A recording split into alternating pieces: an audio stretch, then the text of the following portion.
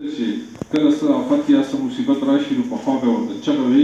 کلي کې به آواز وشو که نه چې یاره یا غل راغلی دی یا دشمنان راغلي دي یا اور لګېدلی دی یا څه خطر د سیلاب راغلی دی نو خلکو به چغه وکړه ډمامه به اکثر کوله زموږ په علاقو کې به ډمامې کېدې ډمامه به یې کوله نو خلک به ټول راټول شو چې څه چل دی نو دغې ته چغه یو نظم دی تاسو ټولو دپاره چې پښتو زموږ ژبه زموږ ځان زموږ ژوندون دی پښتو زموږ دستور زموږ تهذیب او تمدن دی پښتو ده چې رڼا رڼا خبرې راته ښایي پښتو ده چې انسان د ترقۍ په لوري بیایي دا ښکلې ښکلې ژبه چې د شاتو نه خوږه ده د ژبو په تاریخ کې پخوانۍ ده او سوچه ده کوټلې ده فراخه ده او ښه په طول پوره ده د علم هرې څانګې ته فراخه یې سینه ده موږ ټول په دې پوهېږو دا په دې چې پښتانه یو واړه یو که زاړه یو نارینه که زنانه یو پښتو چې د پیړو نه په نړۍ کې د ګویا نه پښتو چې د خپلو عظمتونو سناخوانه اشر بوبل جرګه اجرا دنیا ته ما ښودلي اشر بوبل جرګه اجرا دنیا ته ما ښودلي د نن جمهوریت له بنیادونه ما ایښلي څوک چې دا دعوې کوي که نه چې یاره دنیا دومره مودې وشوې دومره زمانې وشوې دنیا چې ده د دنیا 7000 کاله وشوې 7000 کاله چې دي دا د طوفان نوح وشو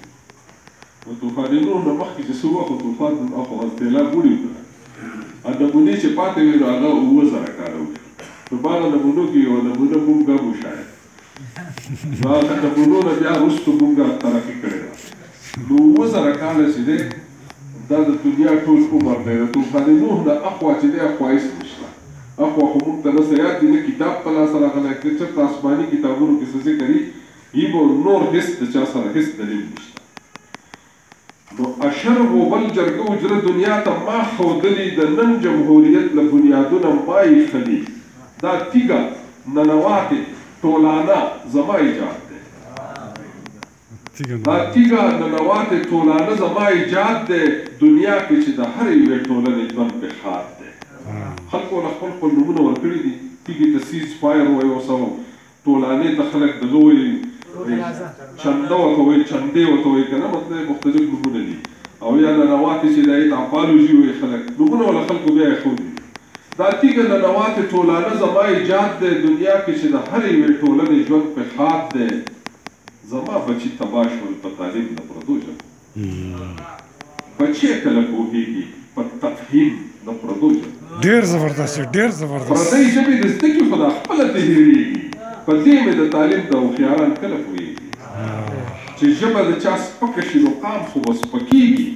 چې ژبه چا نه ورکه شي نو قام به هم ورکېږي په هر څه ښه پوره ده خو 8 کروړه بچو کې پرته ده لا تر اوسه د غټ جهل په تېرو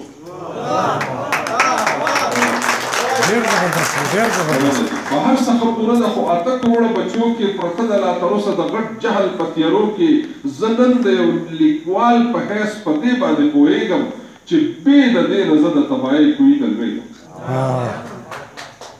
زه نن د یو لیکوال په حیث په دې باندې پوهېږم چې بې د دې نه زه د تباهۍ کوي ته لوېږم یورپ دی امریکا ده که چینیان که جاپانیان دي دا ټول د خپلې ژبې په وزر بر روان دي تر څو چې رسنۍ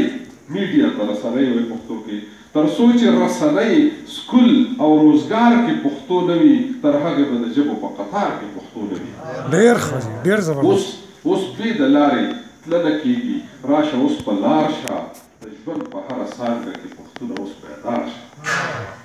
زه هسې د خپل قام د رهبرانو ته حیران یم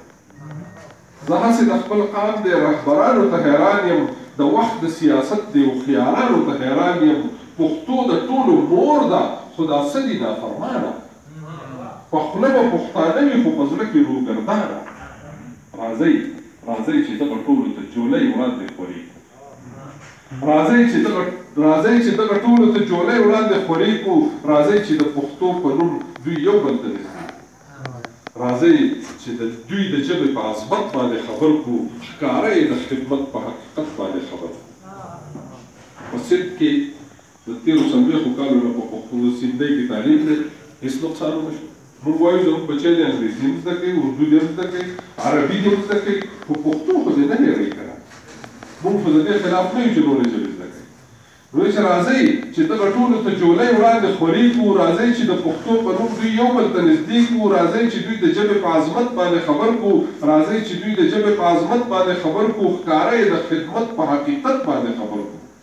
د زړه په غوږو واورئ زما دا یوه خبره، ملاتړ وکئ، غیرت وکئ، راپاسئ ښه په نره. منکر له خپلې موره یې دا څنګه پښتانه یې؟ منکر له خپلې موره یې دا څنګه پښتانه یې؟ په شته مټو بې زوره یې دا څنګه پښتانه یې؟ دا څنګه د دې قام د دې وطن تاسو بچي یې؟ یا زه لیونی شوی یم یا تاسو لیوني. ډېر زبردست، ډېر زبردست، ډېر زبردست.